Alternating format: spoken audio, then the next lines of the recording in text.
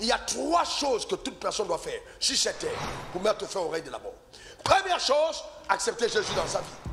Première chose. Si Jésus n'est pas dans ton cœur, tu perds ton temps. Tu perds ton temps. Et je vais vous dire une chose, l'église est infestée aujourd'hui, infestée de personnes qui n'ont pas accepté Jésus. L'église est infestée de religieux. Donc il est important de comprendre quelles sont les armes avec lesquelles Dieu veut que nous puissions mettre fin au règne de la mort. La première chose, c'est la foi en Jésus. Jean 16, le voleur ne vient que pour dérober, égorger et détruire. Mais je suis venu afin que les brebis aient la vie et qu'elles soient dans l'abondance. Donc je suis venu mettre fin au règne de la mort. 1 Jean 3,8, le Fils de l'homme a paru afin de détruire les œuvres du diable.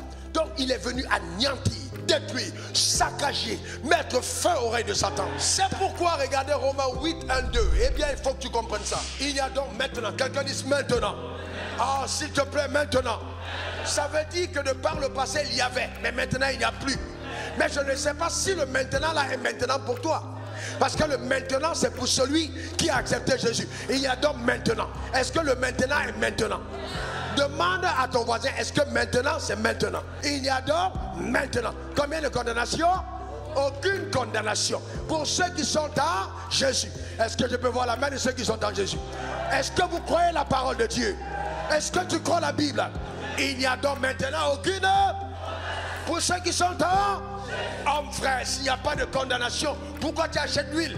S'il n'y a pas de condamnation, pourquoi tu bâtis des hôtels où tu mets de l'argent? S'il n'y a donc aucune condamnation. Si tu crois en ça, pourquoi tu fais ça? Verset 2, regardez ça. En effet, la loi de l'esprit de vie. La loi de l'esprit de vie. La loi de l'esprit de vie. Cette loi qui te donne de pouvoir appartenir au règne de la vie. Cette loi de l'esprit de vie t'a affranchi de la loi du péché et de la mort. Une autre information vitale. Dans ce monde, on n'appartient pas à 2 royaumes. Dans ce monde-ci, on n'appartient pas à 2 royaumes. Il n'y a pas de double nationalité. Nationalité du ciel et nationalité de l'enfer. Ça n'existe pas. Soit tu as une nationalité céleste, soit tu es du diable. Il n'y a pas de double nationalité. Donc il n'y a plus de condamnation pour ceux qui sont en Christ. Pas pour ceux qui sont à l'église. Pas pour ceux qui sont évangéliques. Pas pour ceux qui sont catholiques. Pas pour ceux qui sont protestants. Non, ça n'a rien à voir. Méthodistes, ça n'a rien à voir. Mais pour ceux qui sont en Christ. Savez-vous que je peux être évangélique sans être en Christ? Ah, ils sont nombreux. Ils sont nombreux, ils sont nombreux. Si quelqu'un est en Christ, il est une nouvelle créature. Donc, vous voyez, donc c'est ça.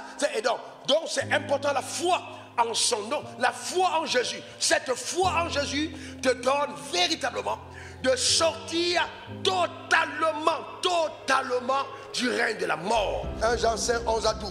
Voici ce témoignage, c'est que Dieu nous a donné la vie éternelle et que cette vie est dans son Fils.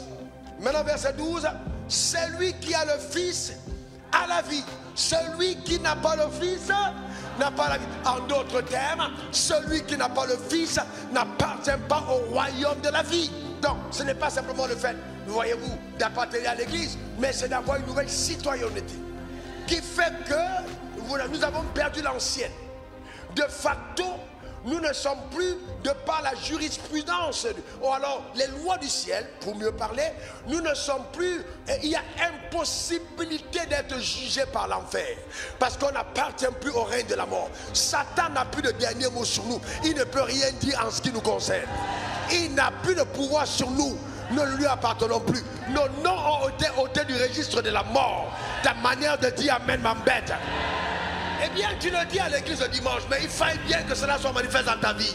Et que dans tous les domaines, cette évidence devient réelle. Donne-moi encore ton meilleur amen.